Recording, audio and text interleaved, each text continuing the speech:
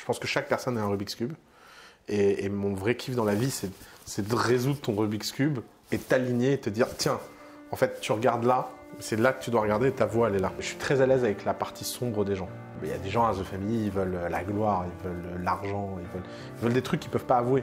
Et donc, j'arrive à sentir la darkness des gens et à en faire quelque chose de positif. En disant, ok, tu veux ça? Fine, moi, j'ai pas de jugement. Maintenant, il va falloir bosser dur et voilà ce que tu vas faire parce que tu es ce genre de gens et tu n'es pas ce genre de gens. Et donc, j'arrive à voir les cartes des gens et de les faire jouer avec leurs cartes plutôt que fantasmer à ce qu'ils ne seront jamais, quoi. Salut Oussama. Salut. Ça va? Ça va bien, toi? Ça va, super.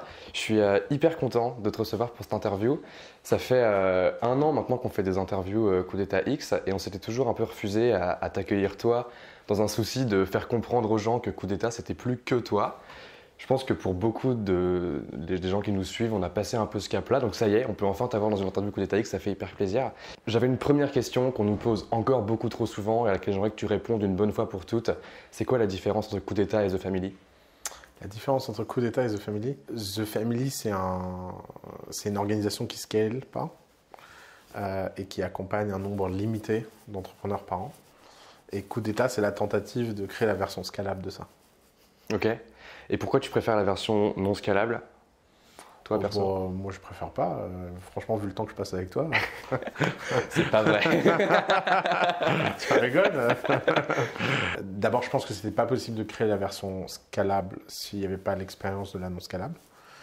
Et en plus, moi, je pense que j'aime bien le côté, à titre perso, j'aime bien le côté service et artisanat.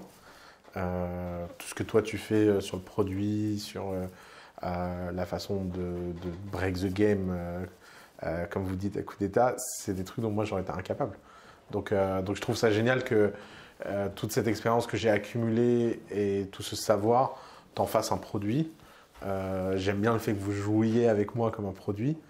J'aime bien être votre produit, mais je pense pas que j'ai ni la patience ni l'envie de moi-même d'être un product manager. Je pense que les qualités qu'il faut pour être un product manager sont très très très très loin des qualités que moi j'ai. C'est quoi tes qualités? J'apprends vite et je suis très curieux. Donc la conséquence, c'est que je m'ennuie vite. J'ai aucun sens du détail.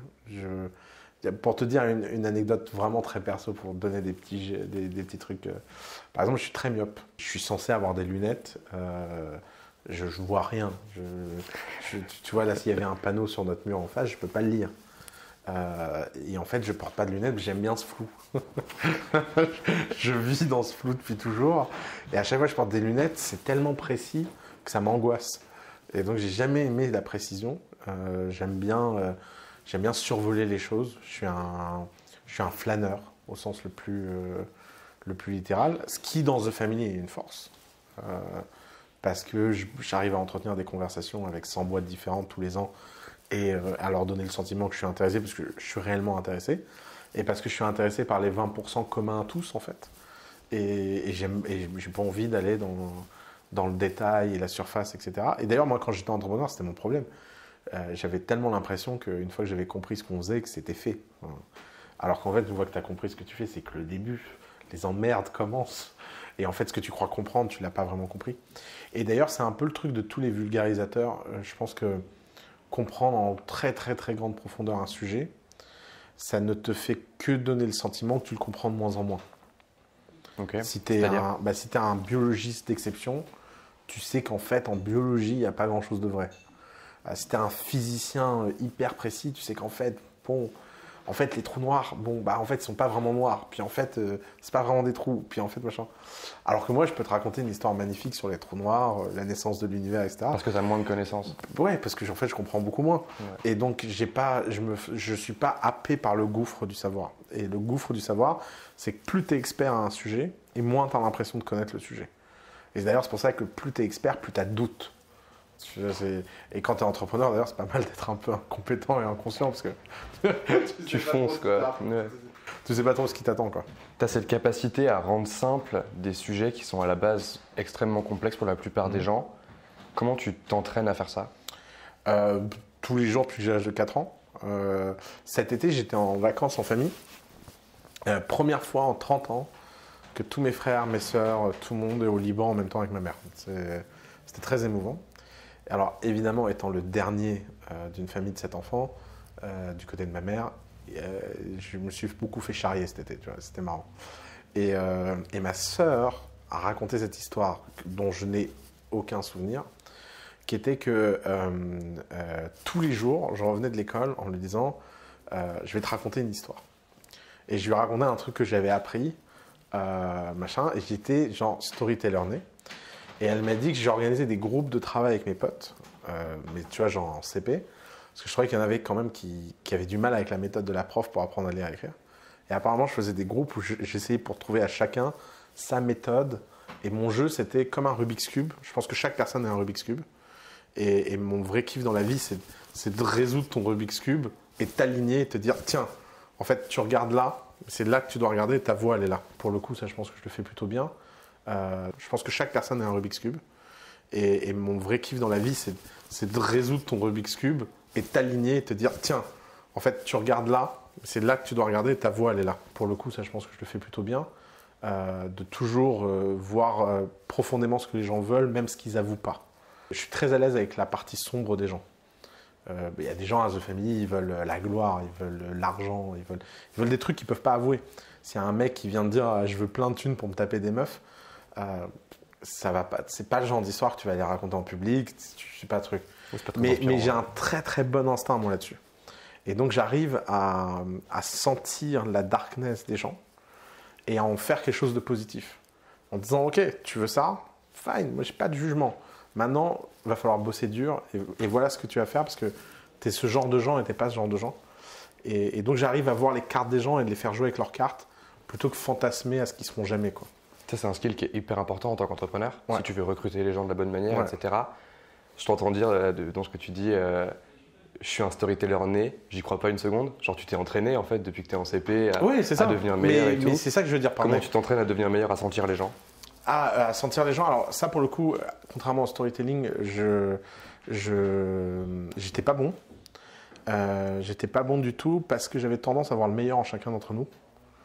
Et donc je me suis trompé sur beaucoup de gens. Et j'ai une amie qui s'appelle Sandrine, qui elle est l'inverse, ne voit que le pire en chacun d'entre nous.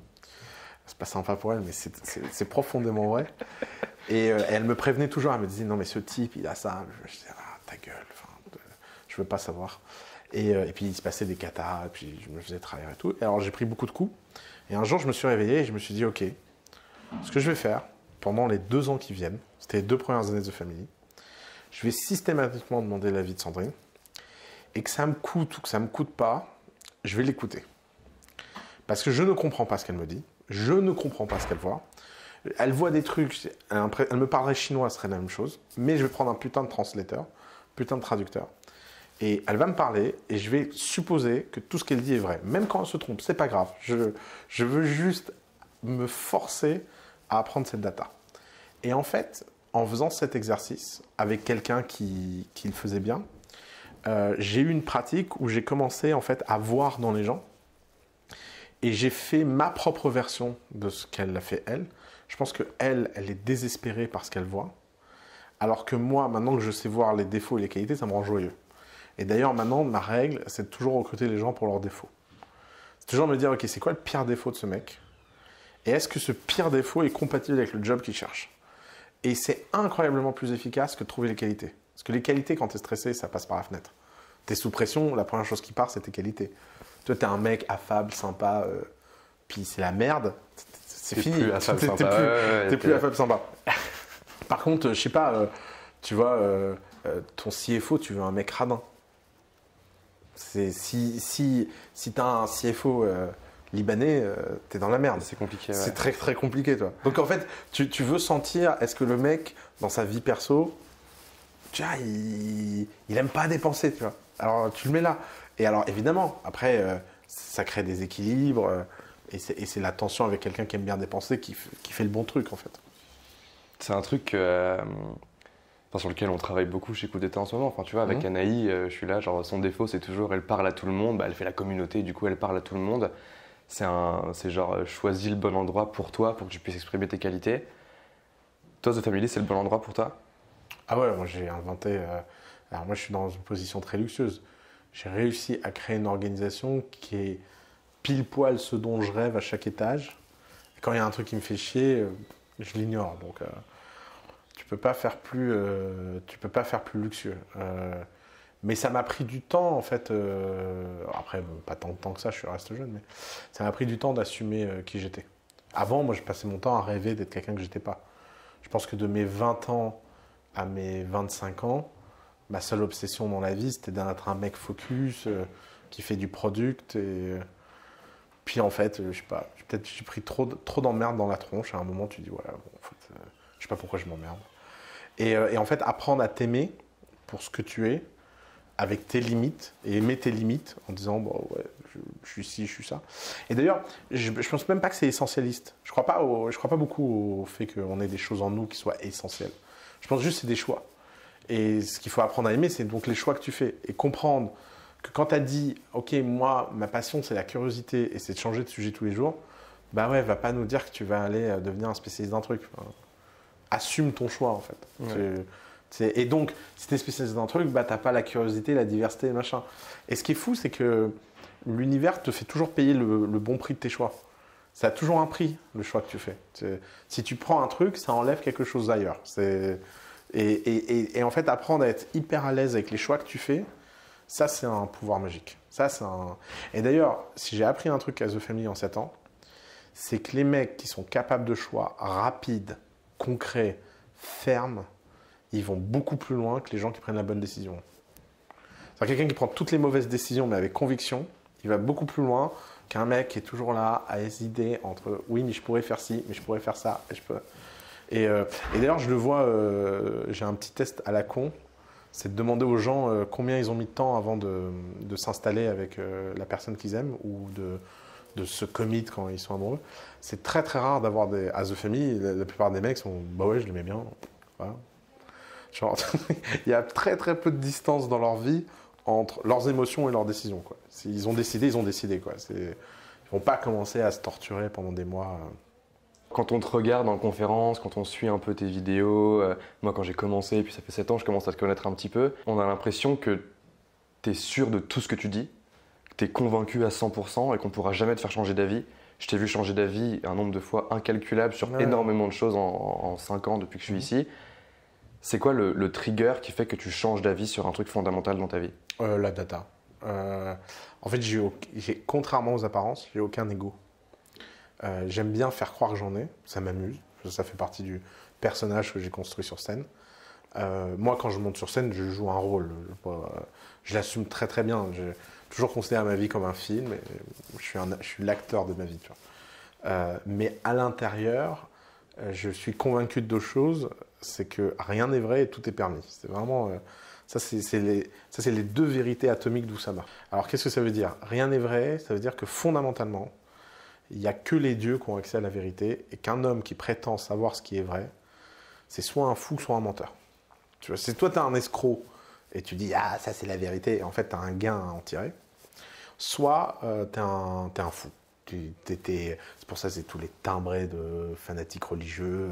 Ces gens, ils sont fous. Ces gens, ils ont pété un câble, ils pensent qu'ils ont la vérité et ça y est, c'est fini. Tu ne peux pas parler avec eux. Et alors, c'est pour ça que moi, les gens dogmatiques, les gens sûrs, etc., mais jamais je les prends à The Family. Des fois, on a des mecs qui viennent, ils sont illuminés par leur cause. Ah, oublie, va vivre ta vie ailleurs. La différence entre illuminé par ta cause et vraiment motivé par ta mission? Bah, vraiment motivé par ta mission, c'est que tu veux gagner. Donc, si on te dit, si tu viens et tu dis, moi, ma mission, c'est de nourrir les gens. Et tu dis, ouais, mais en fait, la meilleure façon de nourrir, c'est de faire de la poudre. Bah, ok, poudre. Tu vois, c'est pas, moi, je veux que tout le monde fasse ça. Bah non, tu dois être hyper flex sur les moyens. Et la deuxième chose, c'est que tout est permis. Les gens ne se rendent pas compte à quel point la liberté, c'est la seule valeur fondamentale, transcendante, qui est partout. Si là, je me lève et je te bute, il n'y a personne qui va intervenir, une force céleste qui va venir et qui va dire « Non, tu ne fais pas ça. Moi, je l'aime bien, Valentin, tu ne le butes pas. » Et le fait que là, j'ai le pouvoir de te buter, et on a tous le pouvoir de se buter, et le fait qu'on ne le fasse pas et qu'on fasse plutôt une interview et qu'on essaie de se sublimer, c'est ce qui donne de la valeur à nos actions. La valeur de nos actions, elle n'est pas dans ce qu'on fait, elle est dans tout ce qu'on ne fait pas. Et on n'y réfléchit plus. Personne se lève le matin en se disant « Bon, encore une journée où je bute personne. » another success. Mais les gens ne se rendent pas compte à quel point c'est incroyable comme succès de civilisation. On se lève tous, on vit dans des sociétés, on se lève le matin, on est en sûreté, on est c'est pas heureux. encore universel du tout. Ouais, il y a des endroits est loin, il y a des endroits où tu te lèves le matin, tu sais pas si tu vas être vivant le soir, quoi. Et donc ça, c'est cette valeur-là, moi, qui me transcende. Et donc, quand j'expose quelque chose, j'essaie toujours de le faire avec respect. Et je pense que la façon la plus simple d'exposer quelque chose avec respect, c'est d'être direct, franc et sincère. Donc, je vais pas dire « je pense qu'il est possible et probable que… » insupportable. Non, je pense que… point. Maintenant, tu me donnes une data qui remet en cause ce que je viens de dire, mais mon switch mental, il est immédiat. J'ai aucun ego, je m'en fous d'avoir raison. J'ai pas… Et d'ailleurs, un truc que les gens ne comprennent pas, je ne supporte pas. Mais alors ça, c'est un des rares trucs qui me rend vraiment violent. C'est il y a des gens, ils viennent te parler et te donnent une opinion sans data, qui n'a aucune valeur normative. Et là, tu leur réponds un peu fermement, tu leur dis je comprends pas ce que tu dis parce que machin. Ouais, mais de toute façon, tu vas toujours avoir raison. Mais qu'est-ce que tu me parles, connard? C'est pas le sujet en fait. Le sujet, c'est que tu crois que tu as le droit de venir dans mon espace intime et me faire changer d'opinion sur un sujet sans m'apporter aucune valeur et aucun élément nouveau à part ta croyance. Et si c'est à choisir entre ta croyance et ma croyance, je prends ma croyance, toujours. Si on parle de croyance, je vais toujours choisir la mienne. Et on devrait toujours choisir sa croyance sur les autres. Parce qu'elle est issue de ma vie, de mes expériences, de ce qui se passe à l'intérieur de moi. Et ce qui se passe à l'intérieur de moi est beaucoup plus sympa que ce qui se passe chez toi, par définition. Et en fait, c'est pour ça que moi, j'essaie jamais de faire changer les gens d'avis sur leurs croyances. Je sais pas, moi, j'ai des croyances très fondamentales. Par exemple, l'argent rend heureux. J'ai jamais vu quelqu'un à qui j'ai dit cette phrase et qui n'est pas d'accord. Il n'y a même pas à discuter. Si je te dis, moi, je pense que l'argent, c'est ce qui rend le plus heureux sur Terre. Tu me dis, non, je ne suis pas d'accord, moi, je cherche d'autres choses que l'argent. Mais merci, mon frère. C'est cool. Je suis content pour toi. C'est une croyance. Il n'y a pas à discuter. Il n'y a pas de fait. Je ne vais pas te donner une data. Tu ne vas pas me sortir, genre, 90% des gens qui ont de l'argent sont malheureux ou je ne sais pas quoi. On s'en fout. C'est une croyance.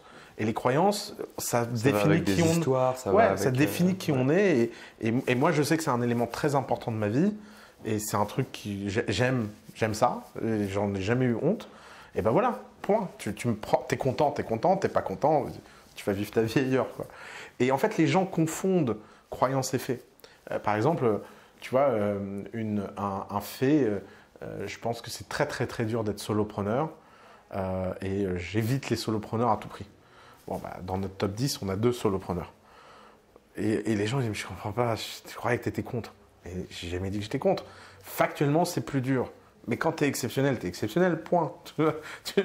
C'est la définition même de l'exception. C'est que ça sort des règles.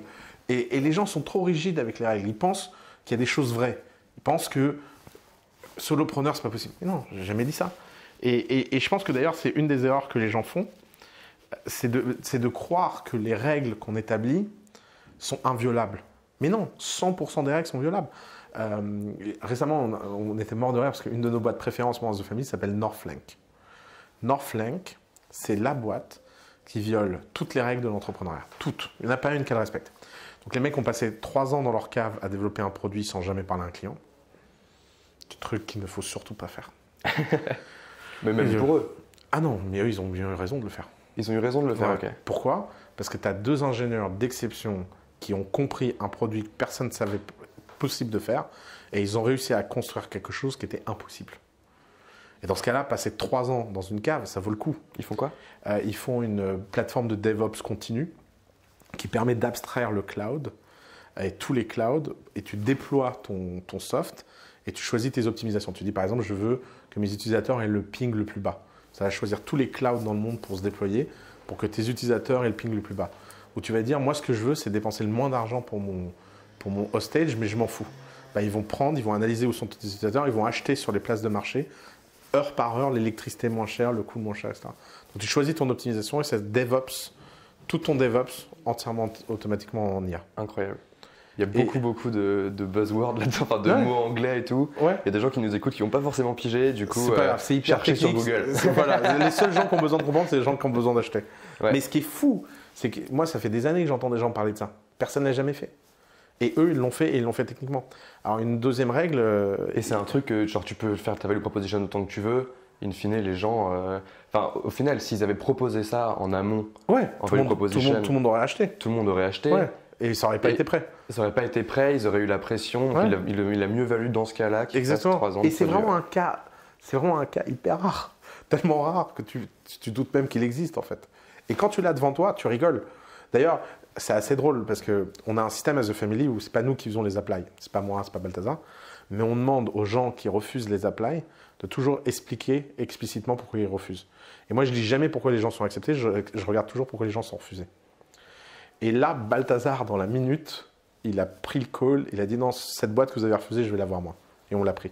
Et pourquoi? Parce qu'il a eu exactement la même réaction que moi.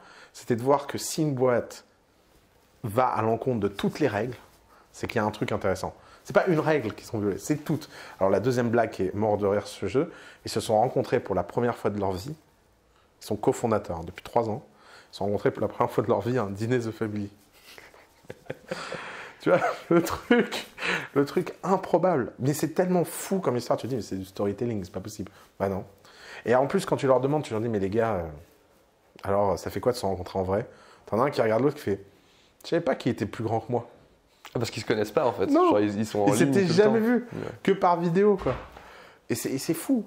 Les mecs travaillent 3 ans ensemble et ils se disent pas, tiens, on va prendre le train. Il y en a un à Zurich et un à Londres. C'est pas un Tombouctou et je sais pas quoi. Et en fait, c'est ça qui est magique dans l'entrepreneuriat.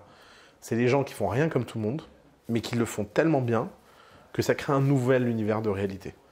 Et c'est pour ça, ce que vous faites à coup d'État, ce que je faisais de façon artisanale à The Family, c'est le 80%.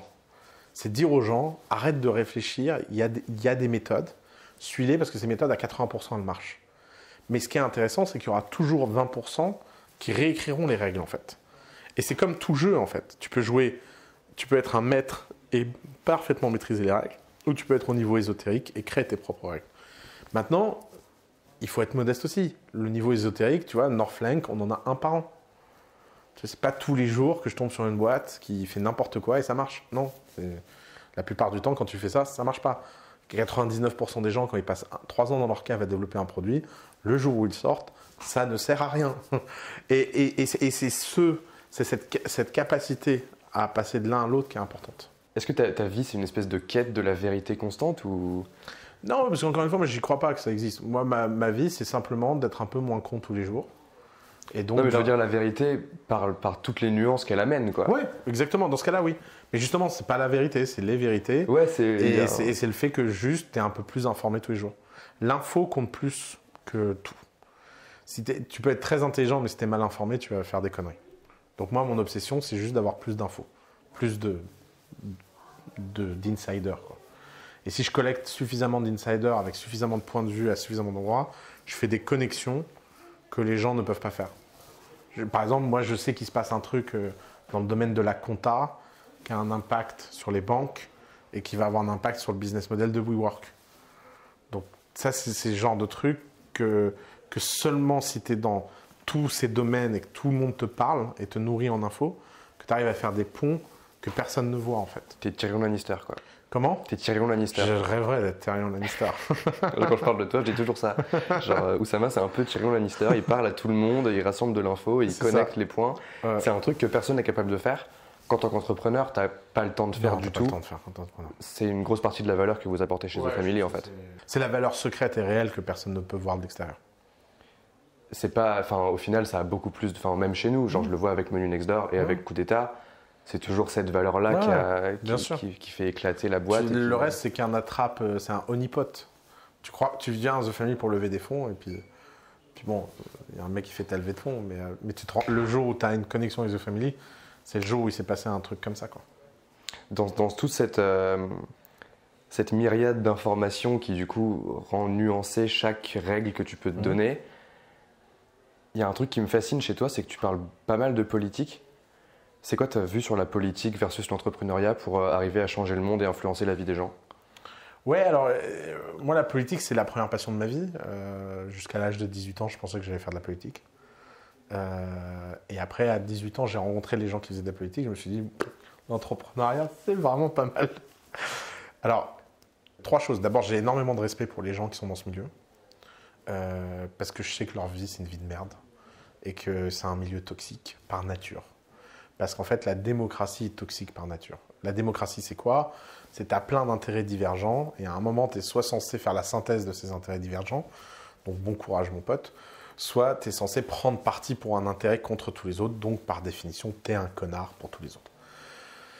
Pourquoi des gens acceptent ça?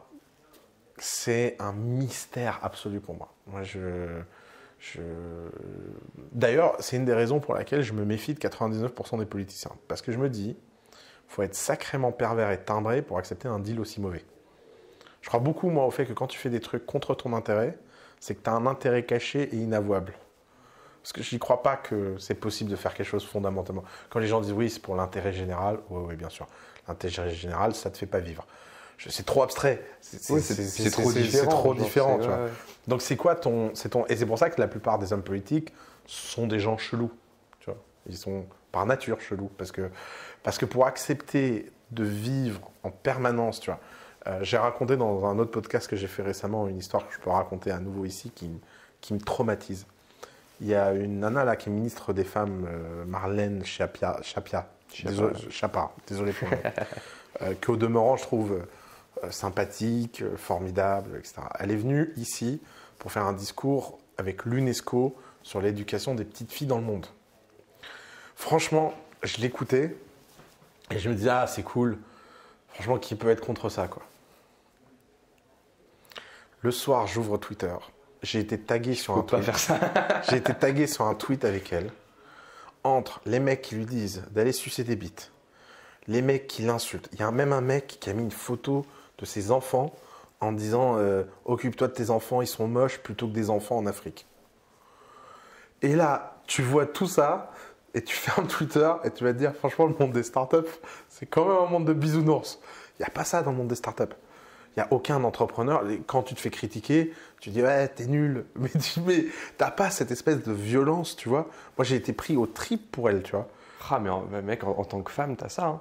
Ouais, mais. Enfin, genre, je suis content que tu parles de ça parce que c'est un sujet qu'on n'aborde pas souvent. Chez Coup d'État, on a une vraie croyance sur le féminisme et sur le fait que, enfin, tu vois, on est deux mecs face à une caméra. En France, c'est très difficile d'en parler et je pense que c'est hyper important qu'en tant qu'homme, on en parle. Genre notre vidéo sur Fempo, l'interview Coup d'État X Fempo qu'on a faite sur YouTube, c'est notre vidéo qui a le moins de vues. Et on a dû supprimer des commentaires parce qu'il y avait des trucs, c'est quoi ce business de bonne femme? Et en fait, tu tombes dans ce truc-là quand t'es une femme. D'accord. Ouais, quand t'es un homme, on te critique sur le fait que tu sois nul. Quand t'es une femme, on te critique sur le fait que tu sois une femme, quoi. C'est encore plus déprimant que ce que je pensais.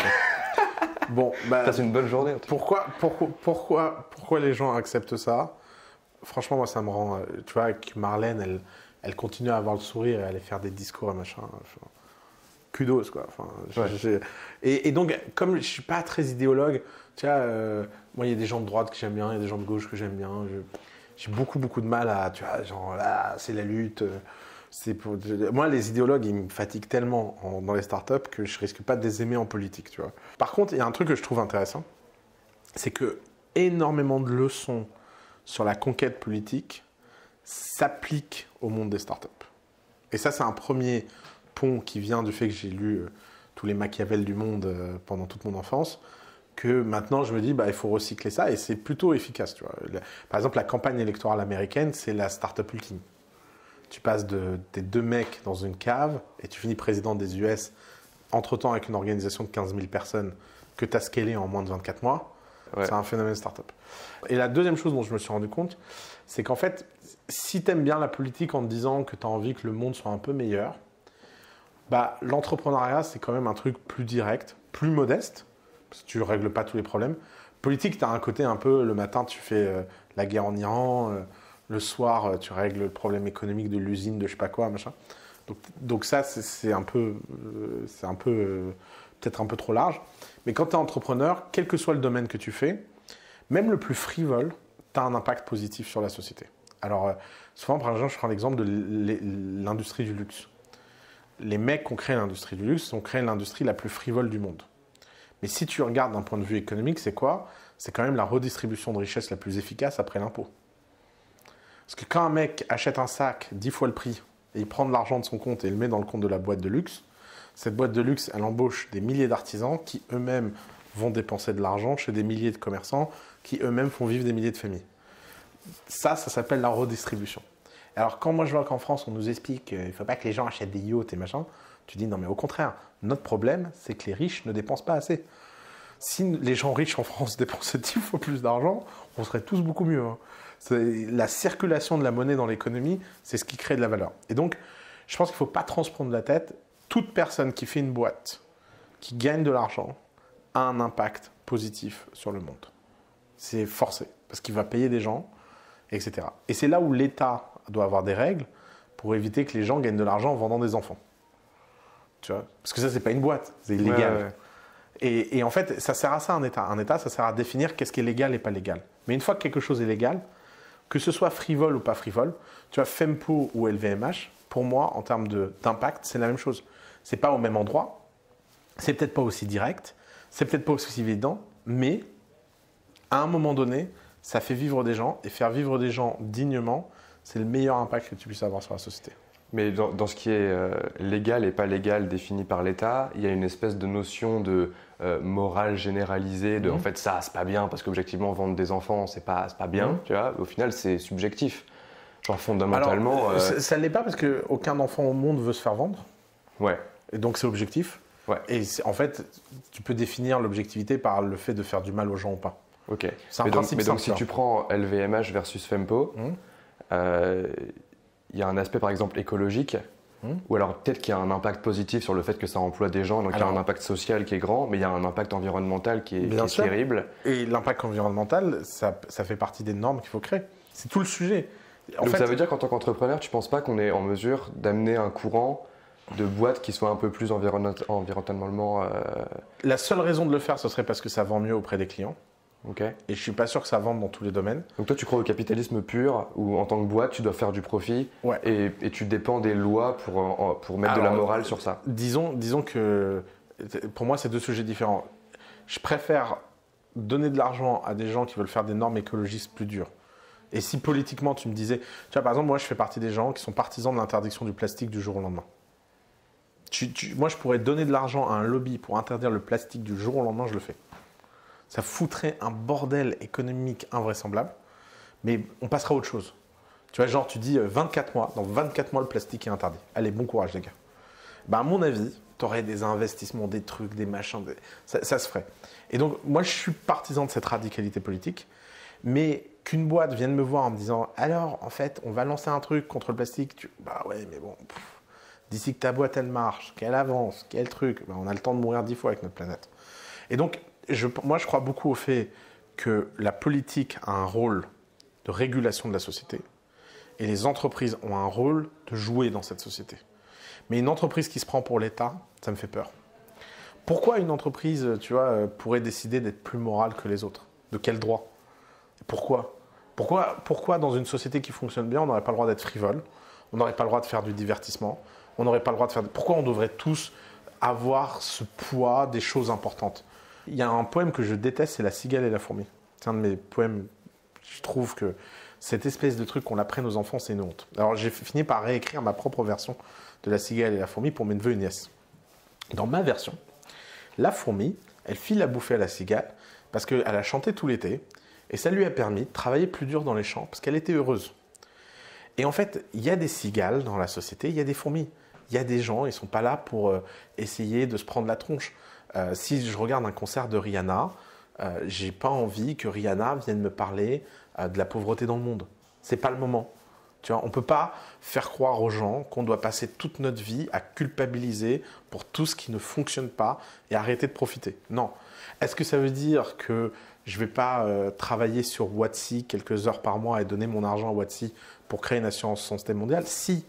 Mais je vais jamais aller faire croire aux gens que Oussama peut consacrer 100% de son cerveau à sauver les enfants malades dans le monde. C'est impossible. C'est impossible. Et s'il y a des gens qui le font, notamment les gens qui travaillent chez Watsi, gloire à eux. Ils y trouvent sans doute un intérêt et un plaisir que je ne comprends pas, mais qui ne peut pas être universel en fait. Tout ça, ça me fait penser à un truc que tu m'as dit récemment, où tu me disais, le problème avec toi, Val, c'est que c'est de sauver tout le monde et d'aider tout le monde. Et je suis assez d'accord, moi je suis assez missionnaire et au final, bon, j'en tire quelque chose personnellement, tu vois.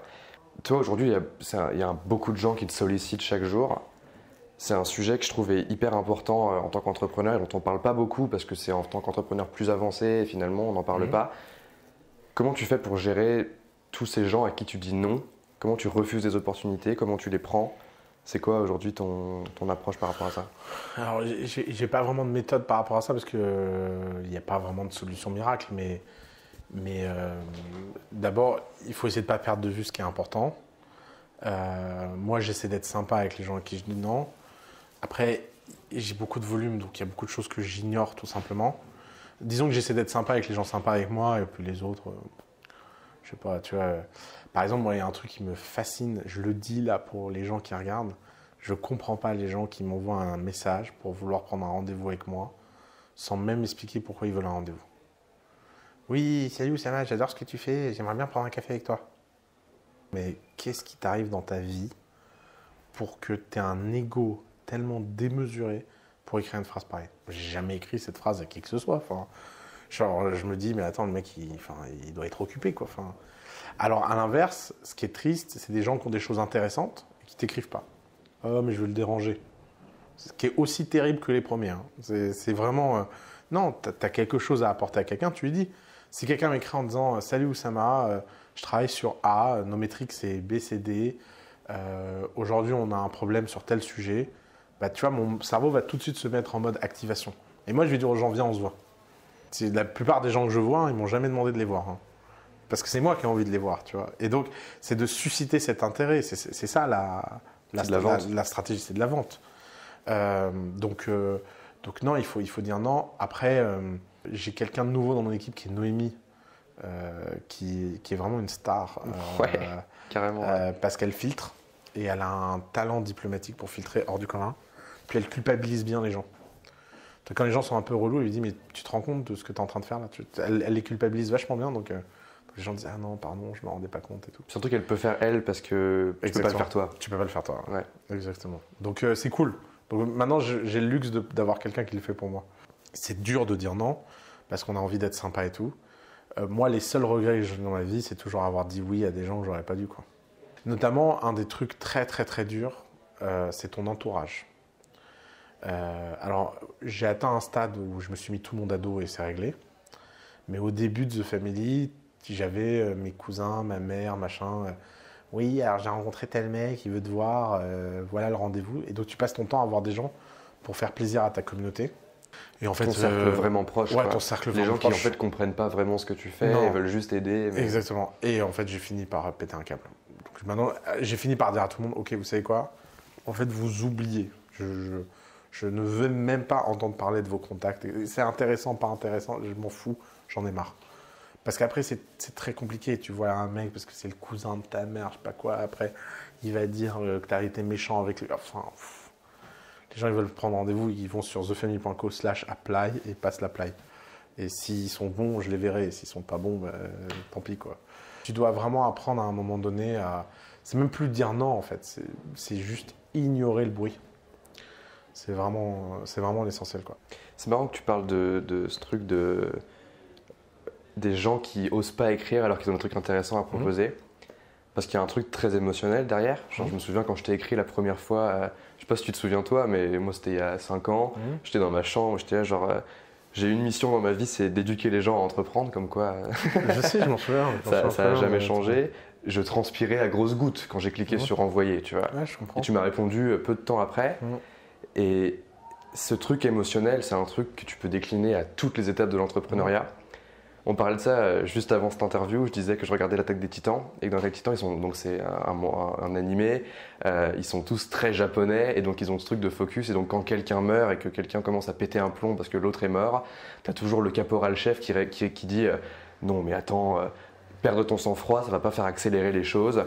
Reste, il y a une espèce de stoïcisme, reste stoïque par rapport à cette situation. C'est un truc où quand je le vois dans ce manga, dans cet animé, je pense à toi direct. Comment tu as travaillé ce truc? Alors, en tant qu'ex-colérique... T'as été colérique? Oh putain, j'étais... Je t'ai jamais connu comme ça, par exemple. Un jour, tu t'intervieweras Sandrine sur Oussama à 18 ans, ce sera marrant. Et où elle te racontera les pétages de câbles de colérique que j'avais, quoi. Je suis pas zen non plus, mais Mais en grandissant, j'ai appris à faire un truc, c'est que j'ai créé une sorte de test unitaire. Alors, un test unitaire, c'est quoi? C'est tu te dis, mon code, il doit toujours passer dans ce test et toutes les cases doivent devenir vertes. Et ce test unitaire, il est assez simple. C'est, grand 1, est-ce que je suis en contrôle ou pas de ce qui se passe? Tu vois, est-ce que j'ai le pouvoir de changer ce qui me frustre? Donc, je ne sais pas, si quelqu'un fait quelque chose qui me frustre, est-ce que c'est en mon pouvoir? Oui, non. Si c'est non, brief, respire, calme. C'est bon, ce qui n'est pas en ton pouvoir. Donc, ça, j'ai appris à arrêter. Mais calme, ça veut rien dire, parce que tu es quand même frustré. Ouais, genre, mais comment tu travailles ce truc? Tu respires profondément et tu penses à autre chose et tu passes à autre chose. Et alors, j'ai une phrase clé, moi, c'est next. Quand je dis next dans ma tête, c'est next. Et donc, j'ai appris à me forcer à next.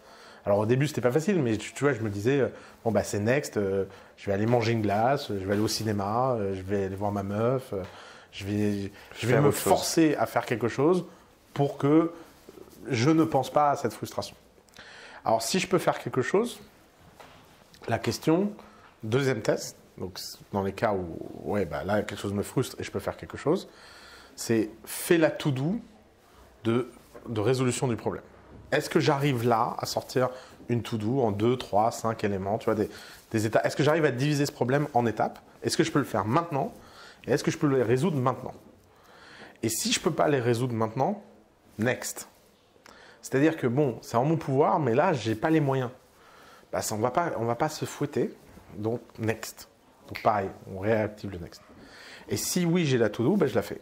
Et tu vois, cet arbre, est-ce que c'est en mon pouvoir? Est-ce qu'il y a une to-do? Et est-ce que je le fais? Et si je le fais maintenant. Ça m'a permis, en fait, de me focaliser sur l'action. De toujours me dire, OK, il y a un truc qui t'arrive dans la gueule, focalise-toi sur l'action.